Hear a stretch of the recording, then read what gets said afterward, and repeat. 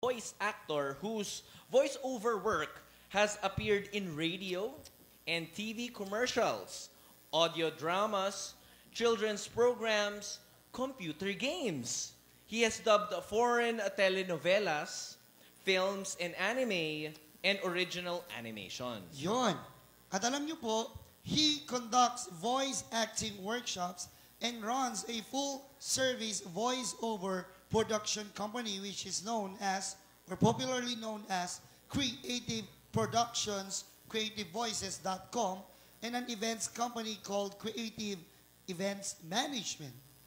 He also works as a voice director for Hero TV and is executive producer of the Voice of the Youth TV and the only TV program dedicated to young Filipino voice talents. He did the voice of Toti sa mundo ng Elementalya. Dayo, ayan. An entry in the Metro Manila Film Festival, yun po yung first Filipino full-length digital animation movie produced by Cutting Edge Productions, and recently, he's a part of the training and motivational group called Involved Consultancy. Together with Al-Ian Barcelona, ba't nasali ako dito? Ha? Lloyd Luna, PJ Lanot, and Cornel Bongco, parang kilala natin. Oo, mukhang bigatin nga. He sounds family, ha? And they train and develop young people, professionals, corporate executives, government officials, students, teachers, and university personnel. He's also a Filipino personal branding expert, and so far, he has spoken to more than 100 schools and universities around the world. Around the world, kasi when he was still a youth leader, he is an internationally awarded youth leader. He's been to America, to most of Southeast Asian countries, Australia. And in the next 2 weeks, he will be flying to India. To speak in an international youth conference there. Ayun. So, without further ado, So, the voice master himself. we will learn from him for the Generation Z or C. Let's give it up for our first plenary speaker, Mr. Pocholo Gonzalez! Woo! Ganyan talaga pag mga kaibigan. Thank you, Ian and PJ. Hello! Hi! Alright. Ma'am, sir, pwede ko po ba kayong imbitahan tumayo? Meron po tayong gagawin. Ito po, matagal nyo na siguro, o hindi nyo pa nagagawa itong gagawin natin. Gusto ko katabi nyo, dito po ba magkakasama yung principal at superintendent ngayon? Pero, sige, kung hindi man, gusto ko, ang gagawin natin ngayon, magharapan kayo na magkatabi. Kung sino mang katabi nyo, gusto ko mag-eye-to-eye contact kayo. Ha? Okay. Ma'am, sir, ang gagawin po natin, wala po muna magsasalita. Bibigyan ko po kayo ng 1 minuto magtitigan. Ha? Tignan ko po kung walang tumawa sa inyo, ha? Tignan natin. Tiisin niyo yung ano. Alright? Sige. Please be quiet, guys, ma'am, sir. Wala po magsasalita. Namnamin niyo po ang kanyang mukha ngayong umagang to. Ha? Tignan niyo po ang kanilang mga mukha. Pagmasdan niyo mabuti. Hanapin ninyo ang pinakamaganda sa kanyang mukha. Ha? Sige po. Bibigyan ko po kayo ng mga 30 seconds. Ha?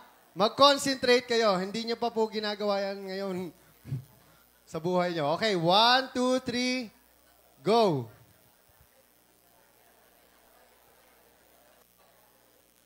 Gusto ko po, yung kaharap ninyo, ang magiging best friend ninyo, magmula ngayon hanggang sa pag-uli. Ha? Bakit? Bakit? Kasi, ngayong araw na ito, sasabihin mo sa kanya ang iyong pinaka-secret sa buhay. At ang inyong goal sa buhay. So, siya ang magiging goalkeeper ninyo. Magmula ngayon. Ha? Sabihin mo sa kanya ano ang pinaka... Wag lang yung mga talagang sobrang sikreto. Pero yung medyo talagang sikreto ko, ay, ayoko kay ma'am. At sabihin mo sa kanya ang goal mo within this year. Short-term goal tayo. Maaga pa ang panahon, April pa lang. So, by next year na magkakasama ulit tayo, Yang taong yan, ang sasabihin mo, hoy pare, nagawa ko yung goal ko. Ito ang siya ang goalkeeper ninyo. Alright? Ready na ba kayo? Number 1, yung secret ninyo, sabihin nyo sa kanya, bulungan lang po to. Ha? Kayo lang dalawa ang nakakaalam at kayo lang dalawang magkaharap ang tao dito sa room na ito. Alright? Okay, ang una nyo sasabihin, ang sikreto ninyo, ang inyong goal, di ba nagtitigang kayo kanina? At sabihin mo sa kanya kung ano yung gusto mong sabihin na pinakamagandang bagay para sa kanya. Na gusto ko, pag sinabi niya yun, mapapangiti siya, matatawa siya, at mamahalin ka niya habang buhay. Alright? Sige. Okay. Secret, goal, and the best thing that you can say to that person in front of you. Alright? Are you ready? Game na ba kayo? Alright, go! Okay. Hello? Hi. If you hear me, please clap once. If you hear me, please clap twice.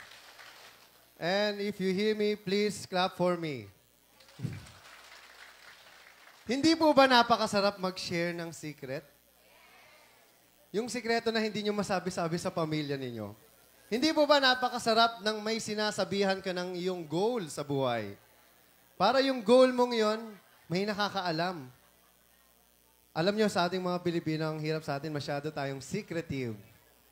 Lalo na sa magagandang bagay para sa ating sarili at sa ibang tao. At napakasarap po nang merong sinasabing mabuti para sa kapwa nyo. Tama po ba? Ilang beses na po tayo nakarinig ng mga negative things around us. Marami pong mga lalo na sa politika, puro negatibo napapanood natin. Ito po, tandaan ninyo, yan pong nakatabi ninyo, yan pong nakasama nyo kanina. I hope na sana kayo ay magkakasama rin at kahit kung magkita man kayo kung saan, maaalala, uy, kamusta na yung goal mo? Narating mo ba? Siya ang goalkeeper ninyo. Alright?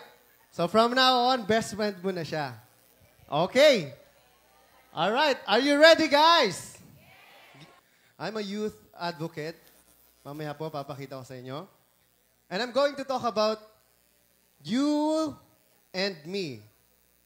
Youth and me. I know you are still youth at heart. Most of you here. Leading the Y generation. Why? Youth generation. But for me, kumbaga meron tinatawag kumbaga sa mga vitamins from A to Z. Ako binaligtad ko from Y to Z. Let's go back to basic. A, B, C, D, di ba? The ABC of leading the youth. Alright? So, sa umagang ito, mag-share lang po ako.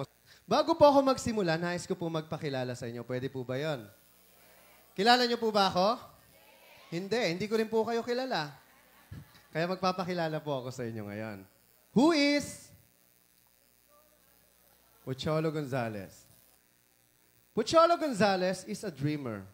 And I am also proud to be a product of public schools. From elementary to college. Salamat po sa gobyerno na pag-aral ako. At siguro yung milyon ng ginastos ng iba, ako zero pa.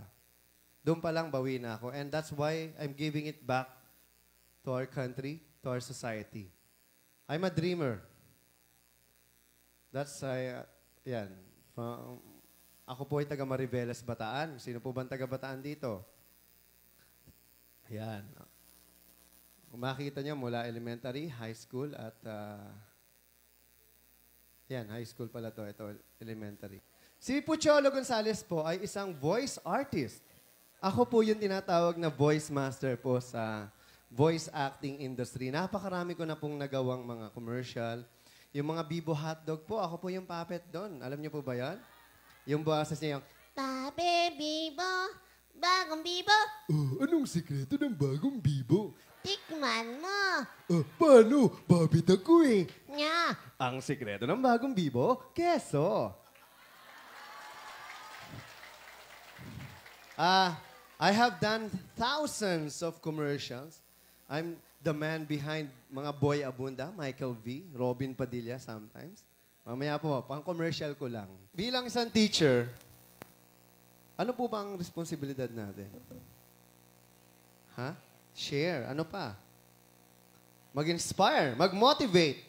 Hindi yung, anak, anong kukunin mo? Doktor po. Huwag ka na mag-doktor, di bagay sa yan. Ganun po ba tayo? Kayo po ba, ini-encourage ninyo ang mga estudyante na gawin nila yung gusto nila? Yung passion nila? Alam niyo, ito nga yung gusto ko, nagtrabaho po ako sa DepEd din. Sabi ko, bakit nagtuturo kayo ng mga kurso na hindi naman kailangan? Ang bata, matututo yan sa bagay na gusto niya. Pero kung ayaw niya, i-reject niya yan. Ganun po ako nung college. Nag-UP man ako, pero talagang ang math, dumudugo ang ilong ko literal. Hindi ako masaya sa math. Nanginginig ako. Pero pag communication, salitaan, writing, go. Kahit sino pa, kaya kong tapatan. Huwag lang mag-arithmetic. Ganun po ang mga communication major, takot po yan sa math, kaya nagmamascom. Pero kung gusto mong magaling ka sa math, mag-engineering ka or mag-math major ka. Bakit hindi na lang tayo maging passion-oriented sa mga courses natin? Do you think yung mga bata po magtatagumpay kapag tinutukan na nila? They focus on their strength rather than their weaknesses. Kasi pag you focus on your weakness, average ka lang. Hindi ka mag-e-excel dyan kahit kailan. Not unless kung mag-artista ka, pangit ka, gamitin mo yung pagkapangit mo. Nakakatawa. Pero ibang usapan hindi po para sa lahat ang pag-aartista. Anyway, bakit from Y to C? Because C is Choi. That's me. Ang palayaw ko po, Choi. C is cool. Si Choi po ay cool. C for content creators. Ang mga kabataan po ngayon, they are content creators. Gone those days na tri-media is manipulating everything. Ano po yung tri-media? Radio, TV, and newspaper. And 10 years from now, yung tri-media, especially the mainstream TV, will be gone. Dahil balang araw po, ang bilis na po ng computer, maganda pa yung quality, yung internet bibilis, hindi ka na manunood ng local TV. Dahil nandun lahat. The C generation po, connected na po yan. Ha? Sa Pilipinas, kahit yung may hirap, merong Facebook account. 10 piso lang isang oras yan. Gagawa ng Facebook account. Hanapin mga kaibigan nila. Co-creation, nagtutulungan na po ang mga bata ngayon. May sarili po silang mundo. Aminin po natin, may mga bagay po tayong hindi naiintindihan. May mga language sila na hindi nyo naiintindihan. Ano po ang solusyon para magawa ninyo yon?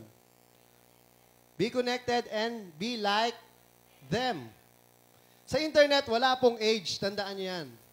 Ageless po ang online community. Hindi ibig sabihin, 75 years old ka na, hindi ka na pwede. Ageless po, tandaan nyo, wala na pong age ngayon. Minsan nga, yung mas matanda, mas magaling pa yung bata at mas maraming alam. Kasi mas magaling mag-research. Ayokong alisin yung prinsipyo na kailangan mag-library. Pero kulang po ang libro natin. Nasa internet po lahat. Ano po magagawa natin? Kailangan sumabay po tayo sa pagbabago. Sabi ko nga, ang sarap po mag-talk. Nagtuturo po kami ng public speaking. Don't talk based on other people's experience. Talk about yourself. Wala kang karapatan tumayo dyan kung you can't talk about yourself. Kasi, ano yan what we do, kami po nila PJ, nila Cornel, nila Ian, we don't just walk the talk. We talk the walk. Nagawa na po namin, kaya po namin nasasabi.